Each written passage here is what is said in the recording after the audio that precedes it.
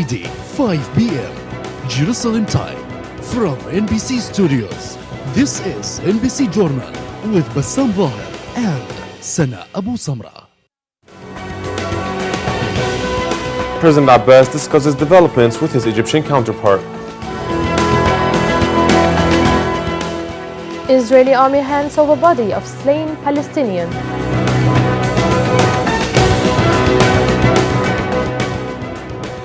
Rashida Tlaib, first Palestinian in the U.S. Congress.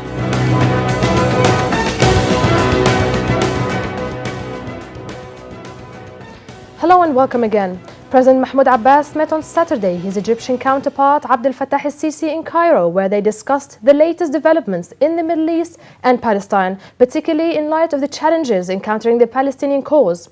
Abbas praised Egypt's efforts and importance in continuing coordination and contact between both countries. The two leaders also discussed ways to reinforce mutual relations between Palestine and Egypt, as well as their peoples. Israeli occupation authorities on Friday evening handed over the body of slain Palestinian youth Abdulrahman Abu Jamal, who was killed by Israeli forces on the 20th of October 2018. Abu Jamal's body was released by Israeli military and handed over to his family in the occupied East Jerusalem. He was shot dead by Israeli forces on October 20th after he allegedly attempted to stab Israeli policemen in an Israeli police station in the city. His body since then has been withheld by the occupation forces. Rashida is not only the first American of Palestinian origins, but also the first female Muslim in the U.S. Congress. Tlaib announced that she is planning for a visit to Palestine and her hometown village of Beit Ur al-Fawqa in the West Bank. Tlaib stated that the purpose of her planned visit was to acquaint the legislator's colleagues with the crimes of the Israeli occupiers, which detain Palestinian children, condemn its compatriots to poverty, and also block them from access to clean water and the opportunity to receive education. The new congresswoman wore a traditional Palestinian dress with elaborate embroidery and placing her hand on Quran. Rashida Tlaib was sworn in Thursday as the first ever Palestinian American woman to serve in Congress. She's from Beit Ur al-Fawqa in West Bank, Palestine, where much of her family still lives there. She was one of the two first Muslim women and the first Palestinian to enter Congress among dozens of freshmen lawmakers who are helping make the 116th Congress the most diverse one in the nation's history. Rashida is a mother of two boys, a daughter of Palestinian immigrant parents, who works on many crucial and important issues, such as serving as the people advocate, environmental justice and public health, consumer and homeowner protection, education and literacy, public safety, delivering direct services to constituents. Her one was a welcome challenge to American stereotypes and huge for Muslim feminism. On her first day in Congress, she calls for taking immediate steps toward impeachment, saying, "We must just rise to defend our democracy and to defend the bedrock principle that no one is above law, not even the President of the United States." Adding, "Each passing day brings more pain for the people most directly hurt by this president. And these are days we simply cannot get back. The time for impeachment proceedings is now." Hanim Bakr, NBC.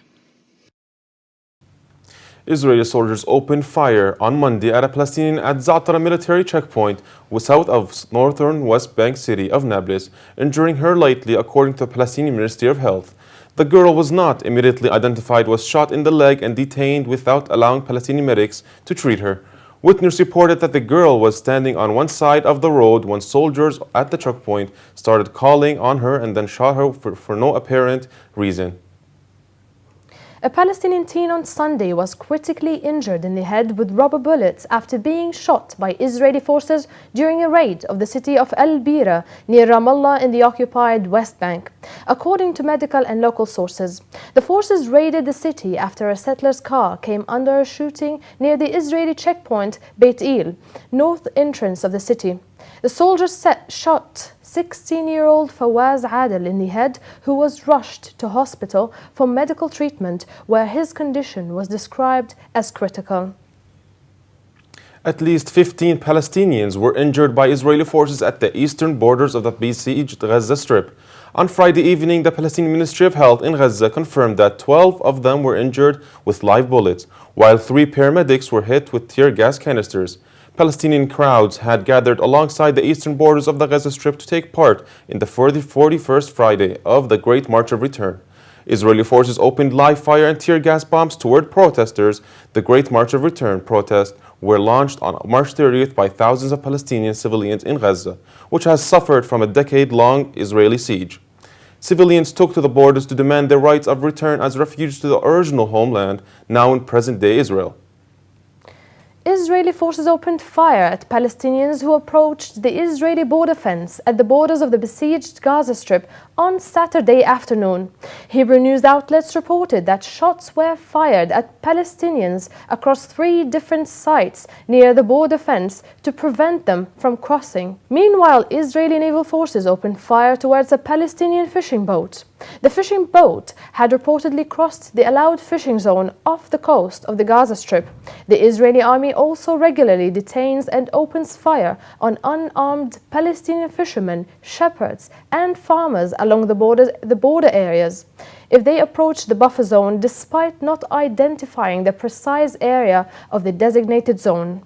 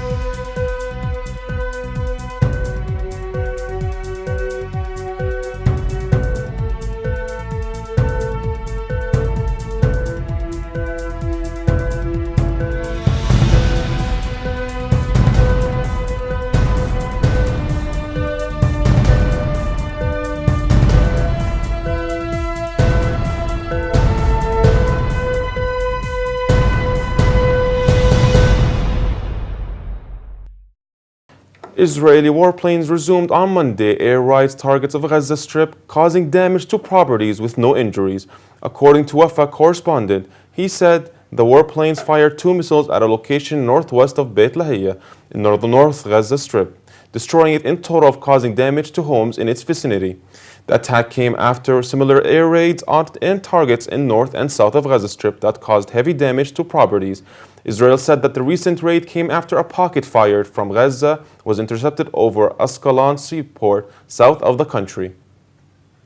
The Israeli court-martial of Ofer has sentenced Palestinian teenager Dawood Manasr, 19 years old, to 11 years in jail and to a financial compensation of 270,000 shekels, or to an additional 3-year imprisonment in lieu of the compensation, according to the Detainees and Ex-Detainees Affairs Commission.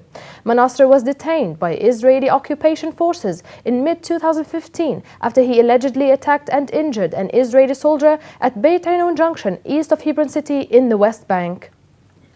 Less than 24 hours after leaving it, Israeli soldiers returned on Monday at Al-Biri, Ramallah's twin city, and took over rooftops of buildings in the vicinity of the municipality. According to the witnesses, the soldiers, it is reported, searched buildings for video footage of streets, particularly from shops and businesses in the area. Local youths confronted the soldiers with stones, who fired back tear gas and rubber bullets. No injuries were reported. The soldiers also kept reporters away from the area, preventing them from covering the raid. The Palestine Liberation Organization condemned on Sunday a tour by senior U.S. officials to the occupied Old City of Jerusalem in the company of Israeli officials. PLO Secretary General Saeb Erekat said in a statement that the tour of the Old City by John Bolton, the U.S. National Security Advisor, and U.S. Ambassador to Israel David Friedman in the company of Israeli officials is a violation of international law. International law considers the Old City of Jerusalem as an occupied territory. The U.S. recognized in December 2017 Jerusalem as an Israel's capital, violating by that all international norms on this issue. The Palestinian Authority said on Sunday that it has decided to pull out its staff working at Gaza's Rafah crossing with Egypt, citing Hamas practices as the reason. The PA's Civil Affairs Authority stated in statement that this decision comes in light of recent developments and brutal practices of the de facto gangs in the Gaza Strip. It reported that the PA sent staff to the crossing to elevate the suffering of the siege on Gaza, but since to work over the Rafah crossing, Hamas has been obstructing the work of our crew there. We had to hear a lot in order to give the opportunity for the Egyptian effort to end the division. Israeli occupation forces on Saturday banned Palestinian citizens, including Palestinian Authority officials, from entering the village of Khan al-Ahmar, east of Jerusalem. The two officials, Minister Walid Assaf, chairman of the PA's Commission Against Settlement and War, as well as Mahmoud al-Alul, deputy chairman of ruling Fatah movement, along others, including journalists and activists, were denied access to the village, according to witnesses. Khan al-Ahmar was chosen by Fatah for this rally in solidarity with its Bedouin population, who are at the risk of being displaced and having their homes demolished by Israeli occupation authorities. Two main routes in Ramallah city remained closed by year-end. Long delays were also reported at multiple checkpoints across the West Bank.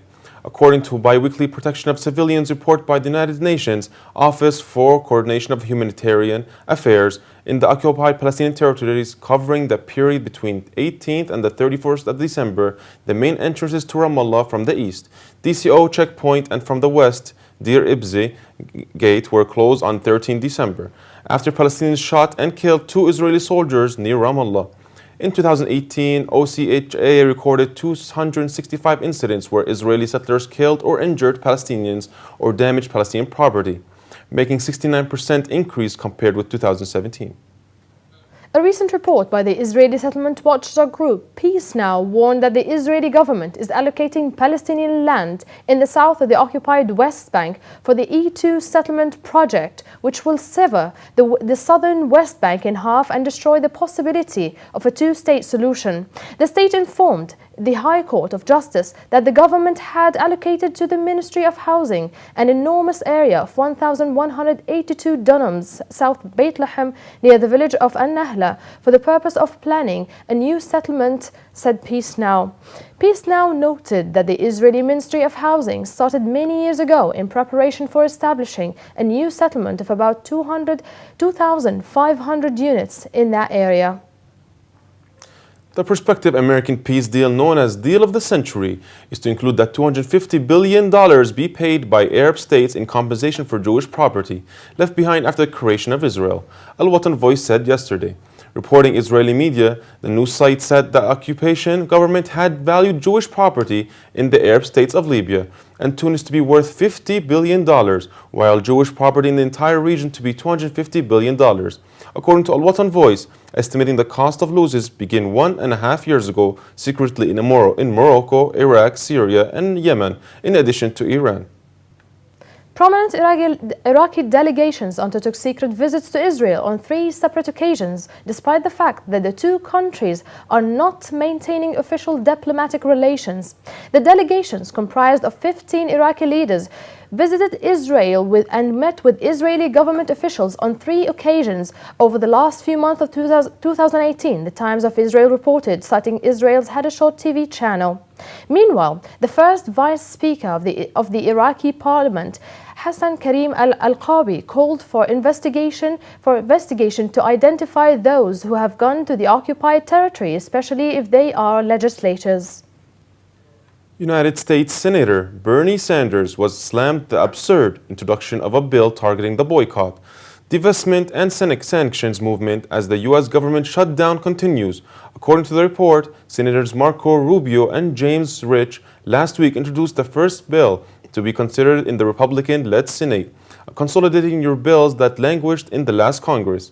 One of those 4 bills is a legislation that protests states that passed laws targeting the boycott. Divestment and sanctions movement targets Israel, including states that ban contracts with Israeli boycotters. The players of the Palestinian national football team Al-Fidai are satisfied with the result of a 0-0 draw in the football match played against Syria on Sunday in the first round of the second group of the Asia Cup. The draw with Syria is a good result, said the team's captain and one of the stars of the match, Abdul Latif Al-Bahdari, during the press conference after the game. Our players were tough, especially in the second half after Mohamed Saleh was removed from the game after he got a red card, he noted. We succeeded in making up for his departure. Palestine plays against Australia this coming Friday. And now moving on to the university news.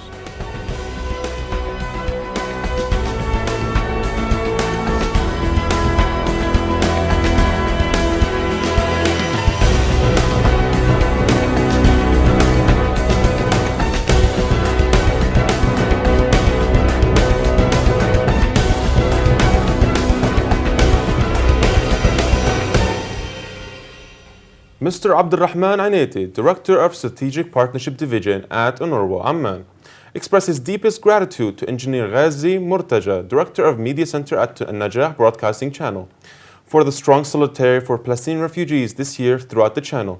He stressed the importance of supporting Palestinian refugees at their most vulnerable moment, which made a consensual difference, and reported that UNRWA's shortfall for 2018 now stands less than 20 million USD. Dr. Ahmed Ghadiya, Head of Graduate Studies Department for Humanities and staff member at the Geography Department of An-Najah University, has recently participated in the UN Climate Change Conference, which was held in Katowice, Poland. Dr. Ghadiya, who is a member of the National Committee on Climate Change and Palestinian Coalition for Climate Justice, presented a research paper on climate in Palestine and the role as well as impact of the Israeli occupation on climate change in the West Bank through its illegal settlement activities in all their forms. An-Najah's chemical engineering student Sakir Abu Hatab was ranked the first place and awarded the best poster presentation in the 2018 American Institute of Chemical Engineers annual meeting. The conference shed light on various themes such as advances in fossil fuels energy, environmental aspects, implications of nanomaterials and nanotechnology, food innovation and engineering, innovations of green process engineering for sustainable energy and environment, and catalyst and reaction engineering. These are the news of the week. Thank you for watching. For more details, visit our website nn.ps. See you next Friday.